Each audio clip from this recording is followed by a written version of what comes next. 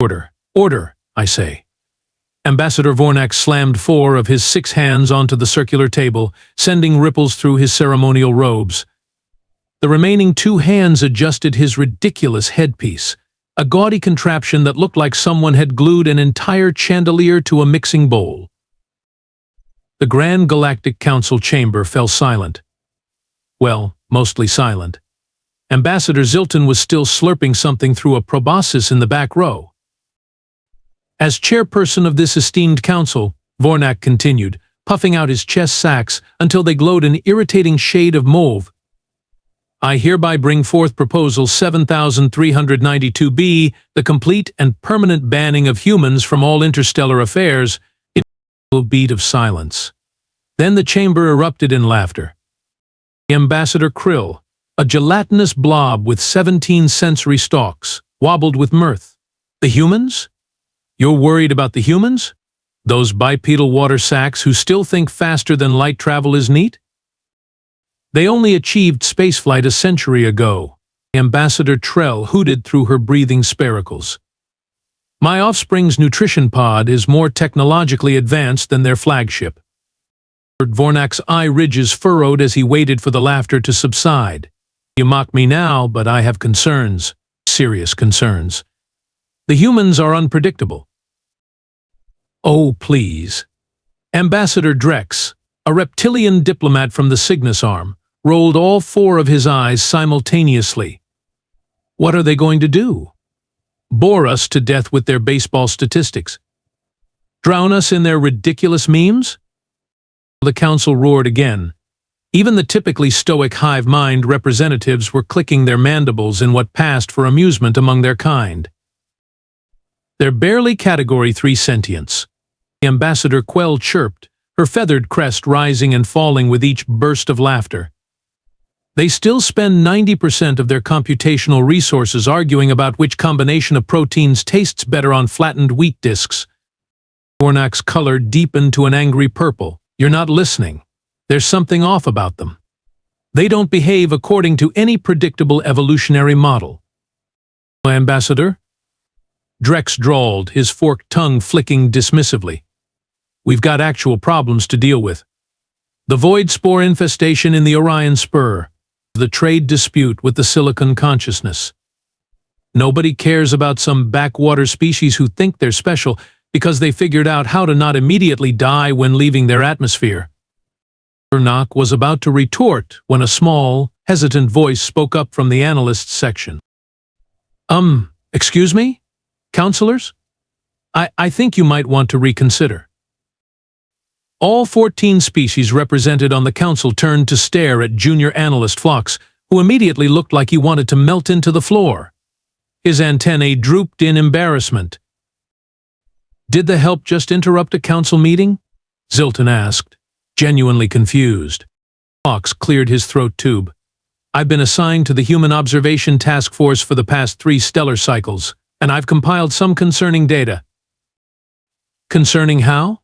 Vornak demanded, suddenly interested. Speak, young one. Phloxx fumbled with his data tablet, dropping it twice before managing to connect it to the chamber's projection system. Well, you see, our standard protocols dictate that we monitor all potential Category 3 species through passive observation. We've been watching Earth and its colonies for decades now, and well, Phlox's voice trembled. The footage I'm about to show you was recovered from an automated drone near one of their Mars outposts last week. Get on with it, Krill bubbled impatiently.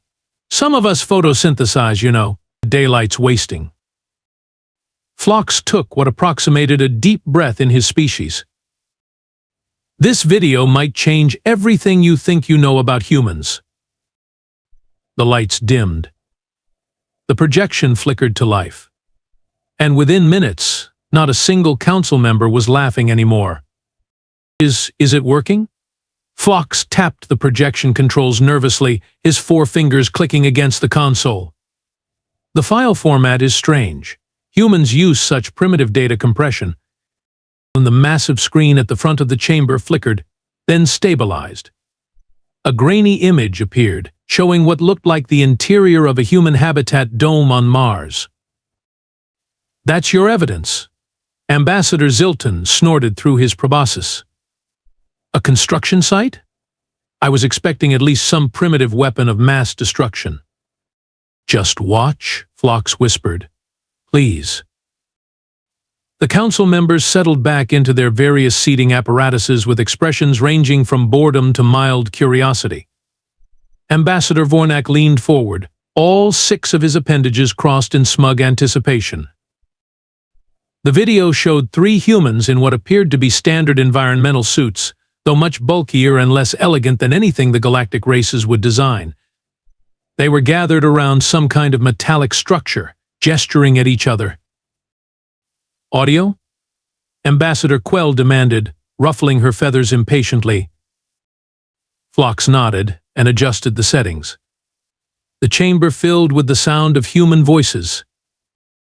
Told you we needed the thermal regulator on the outside of the shield, Rick. Now we gotta start over. It's negative 120 Celsius out there, Jenna. I'm not recalibrating equipment with my fingers falling off. Oh, for crying out loud, it's barely cold enough to freeze carbon dioxide. Put on your gloves, you big baby. Ambassador Krill's sensory stalks twitched in confusion. Is this some kind of comedy entertainment program? Why are we watching this? Wait for it, Phloxx murmured, eyes fixed on the screen. On the video, the human called Rick sighed dramatically and reached for something out of frame. He returned with what appeared to be thicker hand coverings. Fine, but I'm taking my coffee outside with me, not leaving it to get cold again. The human grabbed a steaming container and headed toward an airlock. Is he drinking heated liquid? Ambassador Trell asked, her breathing spiracles widening slightly. Humans require hydration, Ambassador Drex replied dismissively. Though why they heat it is beyond me. Wasteful creatures. The footage continued. The human stepped into the airlock, waited for the cycle, and then simply walked out onto the Martian surface, sipping from his container through a specialized straw attachment on his helmet. Wait, what's he doing? Ambassador Zilton exclaimed, proboscis quivering. Where's his protective field? His temperature modulation suit? His radiation shield?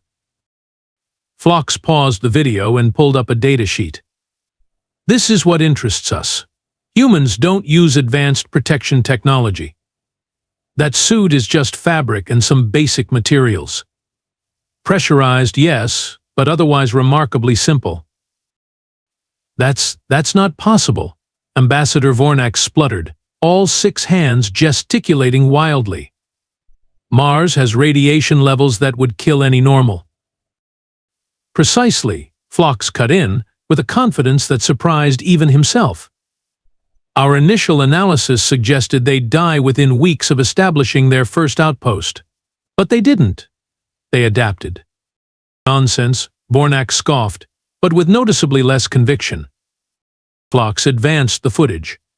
The video now showed the interior of what appeared to be a communal area in the Mars habitat. A dozen humans were gathered, some eating, others engaged in recreational activities.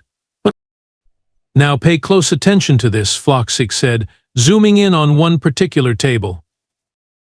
A human was placing something into her mouth, chewing, and then laughing. The data overlay identified the substance as Carolina Reaper hot sauce, with a chemical composition that caused several council members to recoil in horror. That compound would dissolve most species' digestive tracts. Ambassador Quell squawked, nearly molting a feather in shock. They eat it for pleasure, Phloxx emphasized, his antennae quivering. And this is just the beginning. He queued up the next segment of footage, and the council's atmosphere shifted from dismissive amusement to uncomfortable silence. Whatever humans were, they clearly weren't as simple as the council had assumed. Phloxx cleared his throat, sagged nervously as he prepared the next footage. The council chamber had grown uncomfortably quiet, a rarity for a group of beings who usually couldn't stop interrupting each other. The following compilation was assembled from various observation points across human settlements. Each clip has been verified for authenticity by at least 3 separate analysis algorithms. The screen flickered to a new scene, a human research station in Antarctica. 2 humans in minimal cold weather gear were laughing as they jumped into a small cutout hole in the ice. Temperature reading, -35 degrees Celsius, announced the automated overlay. They're swimming? In water that would flash freeze most council species. Ambassador Trell's breathing spiracles contracted to pinpricks. For what purpose? They call it polar plunging. It's recreational, Phloxx explained, antennae drooping in apparent embarrassment at having to say something so absurd. The screen changed again. A human female was running along a path in what the data indicated was Death Valley, Earth. Temperature reading, 52 degrees Celsius. Minimal hydration pack detected. Subject has been active for approximately 42 minutes. Ambassador Krill's gelatinous body rippled in distress. My species would dissecate completely in those conditions within 5 minutes. Mine would simply melt, Quell added, feathers bristling. The footage continued. Humans diving to oceanic depths without pressure suits, only small oxygen tanks. Humans handling substances that would burn through most species' protective membranes. Humans setting bones that had been broken and continuing activities as if nothing had happened. This is concerning, Ambassador Vornak admitted, all 6 hands now clasped together in what appeared to be a nervous gesture. But surely these are exceptional specimens. Genetically modified? Military elites? Phloxx shook his head. All randomly selected civilians. Our observation protocols ensure unbiased sampling. The screen now showed what appeared to be a university setting. Dozens of humans sat at desks, many looking exhausted. Several were consuming beverages from containers labeled coffee, Red Bull, and Monster. This next segment demonstrates perhaps their most disturbing characteristic, Phloxx explained. Humans routinely consume substances that would be lethal neurotoxins to almost every council species. They do so to enhance performance. The data overlay showed the chemical composition of the beverages, high concentrations of caffeine, taurine, and various stimulants. That's absurd. Ambassador Drex scoffed. No species would evolve to metabolize poisons for beneficial effects. The very concept is. On screen, a human drank an entire container of coffee in one continuous swallow, then immediately refilled it from a communal pot. I need to calculate the dosage that human just consumed, Drex muttered, pulling out his own datapad. His scaled fingers flew over the controls, performing quick calculations. His eyes widened. That's enough to kill 17 adult Regellians. He swayed slightly, his normally green scales paling to a sickly yellow. And they do this daily? Multiple times? Some humans consume up to 12 servings in a 24-hour period, Phloxx confirmed, particularly during what they call finals week or crunch time. Ambassador Drex's eyes rolled back, and he collapsed onto the chamber floor with a heavy thud. 2 aides rushed to apply revival stimulants. Is he okay? Ambassador Quell asked, genuine concern replacing her usual contemptuous tone. Just shocked, one of the medical aides reported. He'll recover. Ambassador Vornak was no longer looking smug. All 6 of his hands were trembling. Continue the presentation, Analyst Phloxx. The footage shifted to what appeared to be a human entertainment venue. Humans were voluntarily subjecting themselves to controlled electrical shocks, while others cheered. The data overlay indicated pain threshold test challenge, Las Vegas. They're deliberately experiencing pain. As entertainment? Ambassador Zilton's proboscis curled in revulsion. Our researchers believe it relates to their unusual relationship with their nervous systems, Phloxx explained. Humans appear capable of overriding pain signals through sheer mental focus. Some even derive pleasure from controlled pain experiences. The final footage showed something that caused even the most composed council members to recoil. A human medical facility, where a patient remained conscious during a procedure that involved cutting into their own body. They call it local anesthesia, Phloxx explained. The human is awake, aware, and can observe their own internal organs being manipulated. Enough. Ambassador Vornak shouted, all 6 arms raised in a universal gesture of distress. I've seen enough. You are yardy. Bune. The lights came back up. Ambassador Drex was being helped back to his seat, still looking dazed. Do you understand now? Phloxx asked quietly. These creatures aren't just unusual. They're terrifying. They perceive reality differently than any species we've encountered. Pain, temperature, radiation, toxins, all the things that naturally limit living organisms, they just ignore them. Or worse, seek them out. Silence fell across the chamber as the council members processed what they had seen. And you say they've detected our observation drones?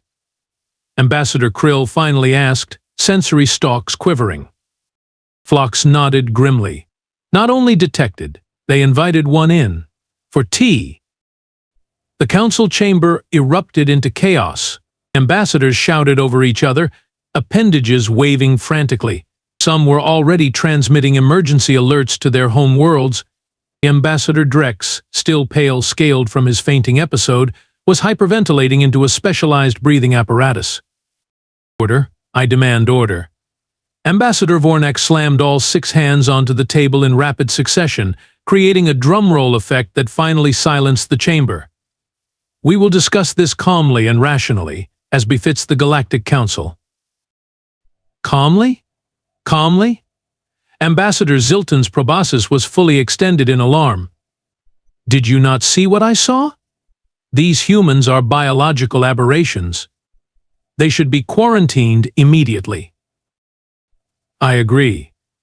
Ambassador Trell's breathing spiracles were fluttering so rapidly they created a high-pitched whistling sound. My analysis indicates they have evolved on a death world. Their very physiology is designed for survival under conditions that would kill most sentient species. Exactly why we should ban them from interstellar affairs, Vornak said smugly, all 6 hands clasped in a self-satisfied gesture. As I originally proposed before being so rudely laughed at, he cast a pointed glare around the chamber. Ban them? Ban them? Ambassador Krill's gelatinous form was pulsating with agitation. That's your solution? What if they don't accept being banned? What if they get angry? A nervous murmur rippled through the council. No one wanted to consider the implications of angering a species that drank poison for fun and voluntarily subjected themselves to pain. Ambassador Quell, however, had been unusually quiet. Her feathered crest was fully extended, a sign of deep thought among her kind. I believe we're approaching this incorrectly, she finally said. Her voice was calm, calculated. Rather than viewing humans as a threat to be contained, we should consider them as assets to be harnessed. Harnessed, Vornak spluttered. Like pets? Pack animals?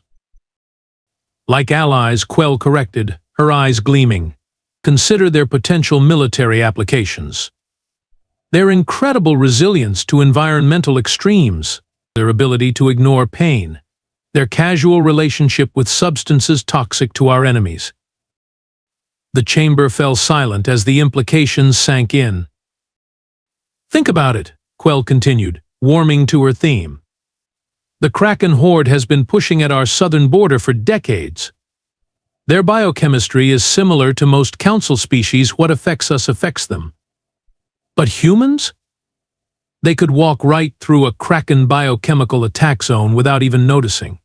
They could become our forward infantry, our shock troops, our potential overlords?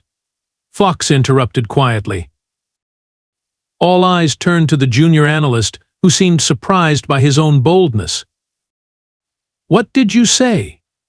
Ambassador Vornak demanded, eye ridges furrowed. Phloxx swallowed nervously but continued. With respect, Ambassador Quell, you're assuming humans would be content with a subordinate role. that they would follow orders from species they could potentially outlast, outfight, and quite possibly outthink. Outthink? Preposterous. Ambassador Zilton scoffed. Their computational technology is primitive compared to ours. Yet they've achieved faster than light travel with it, Phloxx pointed out. And there's something else you should know. He tapped his data pad, bringing up a new image on the screen. It showed a human research facility. Inside, clear as day, was one of the Council's supposedly undetectable surveillance drones. It was sitting on a workbench, partially disassembled. A human female was examining it, drinking coffee, and taking notes. This was recorded last week, Phloxx explained. They not only detected our most advanced stealth drone, they captured it, reverse-engineered it, and he paused dramatically, improved it. Improved. Ambassador Krill's sensory stalks quivered in disbelief. They installed what they call cup holders on it, Phloxx explained, and something called fuzzy dice. Then they released it with a note inviting our observers to, and I quote, "stop being so shy and come over for a barbecue sometime." Dead silence fell over the chamber. How long have they known we were watching them? Ambassador Vornak finally asked, his voice barely above a whisper.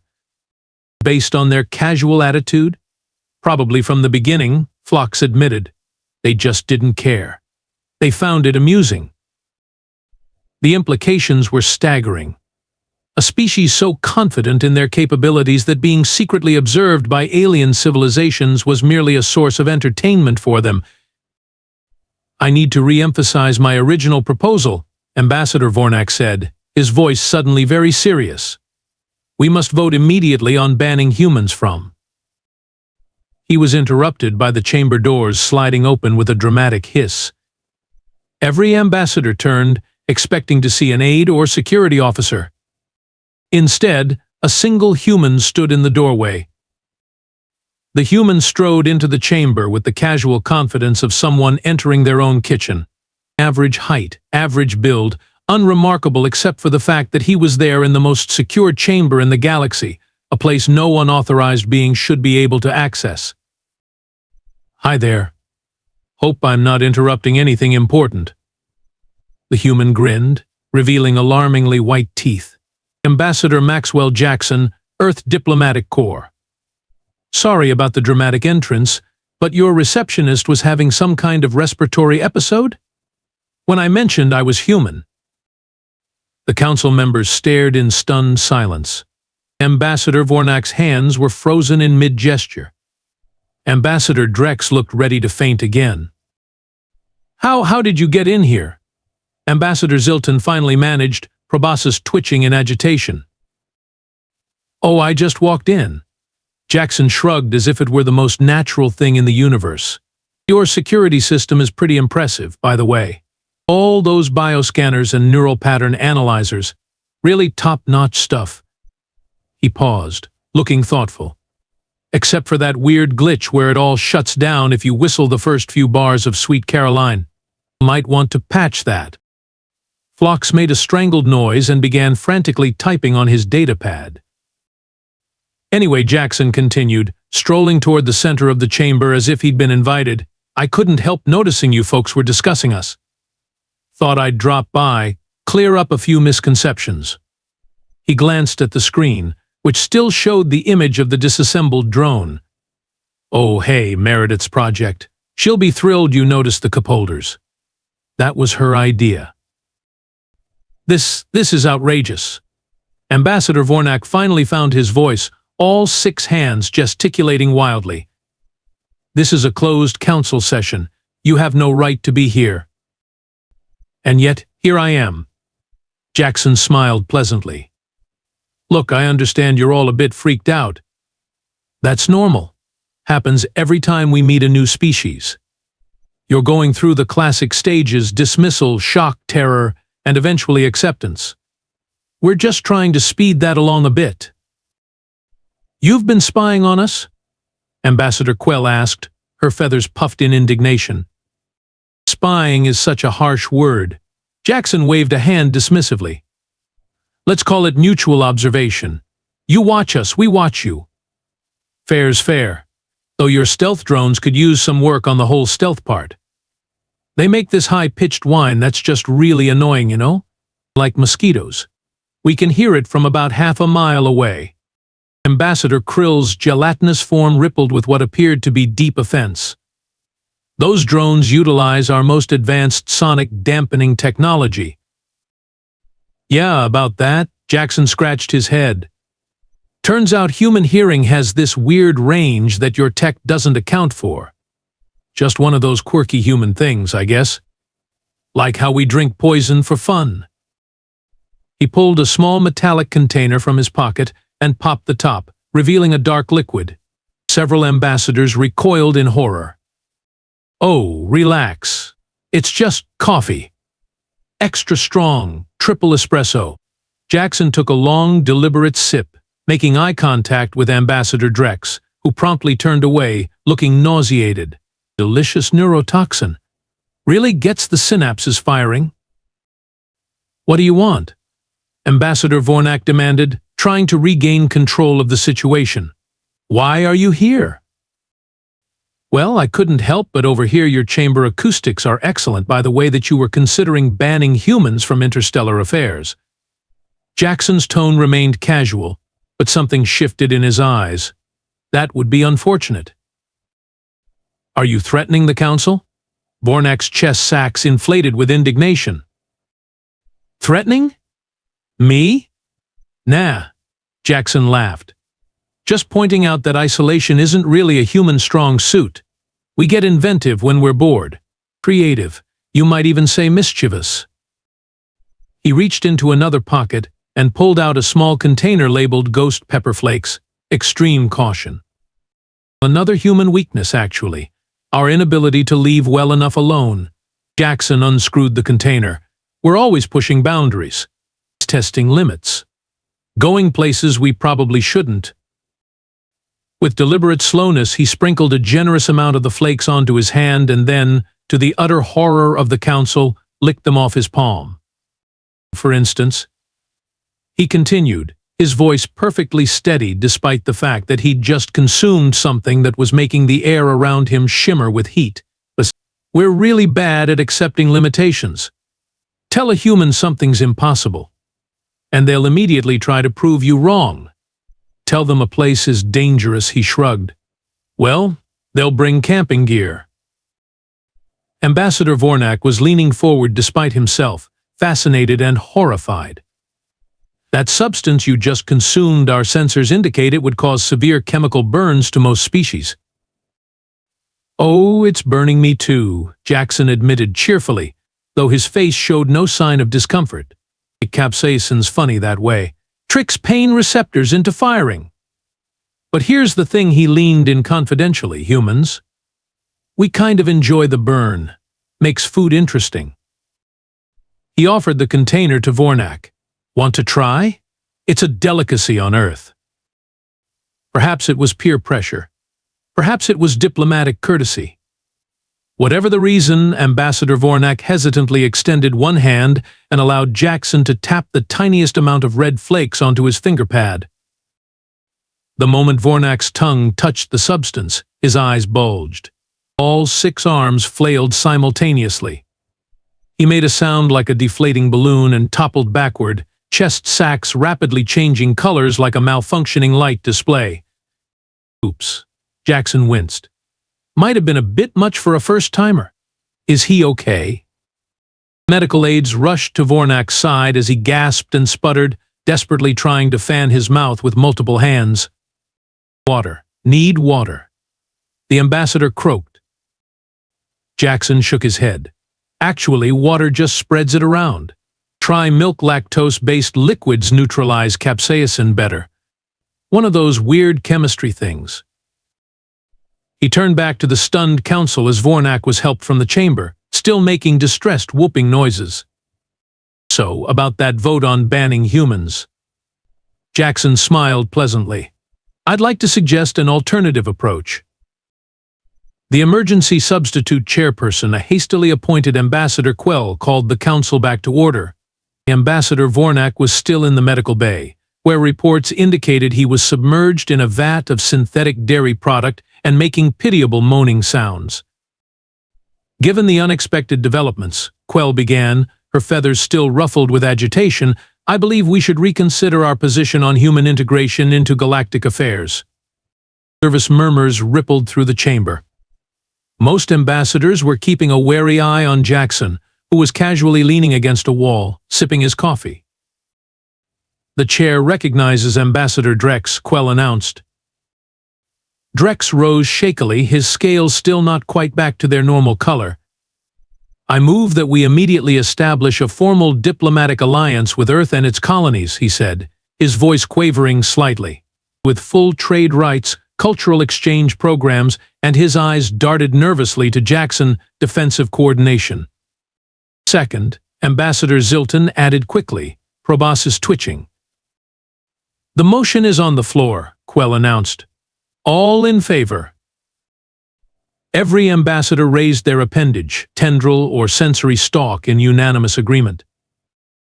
Well, that was fast, Jackson remarked, pushing off from the wall. And here I had this whole speech prepared about mutual benefits and interspecies cooperation. Perhaps another time, Ambassador, Quell replied stiffly.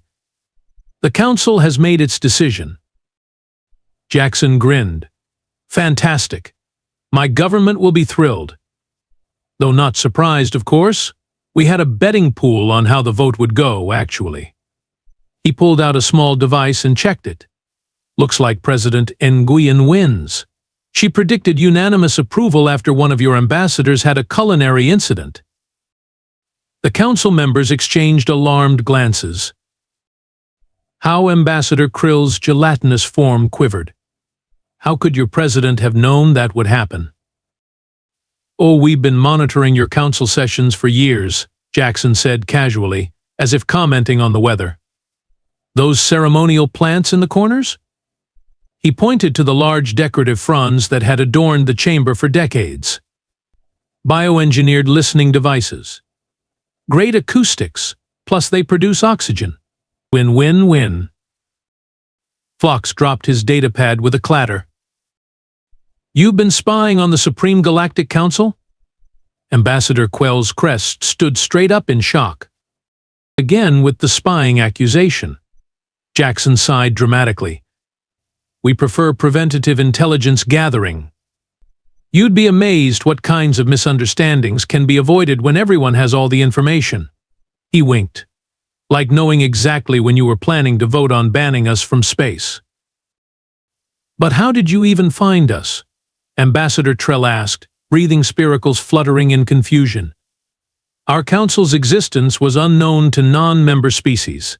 But, well, you guys aren't exactly subtle, Jackson chuckled. All those massive ships with the GC logo? Lung. The planetary embassies with the big glowing insignias? Plus you keep sending drones to watch us, but never bothered to check if we were watching back. He pulled out another device and pressed a button. The chamber's main screen flickered to life, showing a detailed organizational chart of the entire Galactic Council, including several classified committees that even some council members didn't know existed. We've got files on all of you, Jackson continued cheerfully. Ambassador Zilton, your fondness for fermented Saturnian slug juice is legendary among our analysts. And Ambassador Quell, those diplomatic retreats to the Orion pleasure moons? Our satellites got some very interesting imagery. Ambassador Quell's feathers flattened in embarrassment. Don't worry, we're very discreet, Jackson assured her. Unlike your surveillance programs, our data doesn't get passed around at office parties. Is this blackmail? Drex asked, voice barely above a whisper. Blackmail? No, no, no. Jackson looked genuinely offended. This is friendship. Humans value transparency in our relationships. We know all about you, you know all about us well. You're learning and now we can move forward as honest partners. He walked to the center of the chamber and spread his arms wide. Look, here's the deal. You folks have amazing technology. We have amazing whatever it is that makes us able to drink coffee and eat ghost peppers without dying. Together, we could be unstoppable. The Kraken horde wouldn't stand a chance. Plus, he added with a wink, we make really good pizza. Have you tried pizza? No? Oh, you're in for a treat. The council members exchanged glances. They had been manipulated, spied upon, infiltrated, and intimidated by a species they had been mockingly dismissing mere hours ago. And yet the human before them was offering alliance rather than conquest. One question, Ambassador Jackson, Junior Analyst Phloxx spoke up unexpectedly. But if humans have been observing us for years, why reveal yourselves now? Jackson's casual demeanor shifted subtly. For the first time, the council glimpsed something else behind his friendly facade, something ancient and calculating. Because, he said quietly, there are things coming from the dark spaces between galaxies, things that even we find concerning. And when humans find something concerning, well, he smiled, but it didn't quite reach his eyes. Let's just say we like to have friends. The chamber fell silent as the implications sank in. So Jackson clapped his hands together, his cheerful manner returning instantly. Who's hungry? I brought snacks. He pulled out another container. Don't worry, these are just normal crackers. Well, normal for humans anyway. As the bemused council cautiously accepted Earth's first official diplomatic offering, one thing became abundantly clear: the galaxy would never be the same again. And somewhere in the medical bay, Ambassador Vornak, still submerged in synthetic dairy, could have told them that was probably for the best.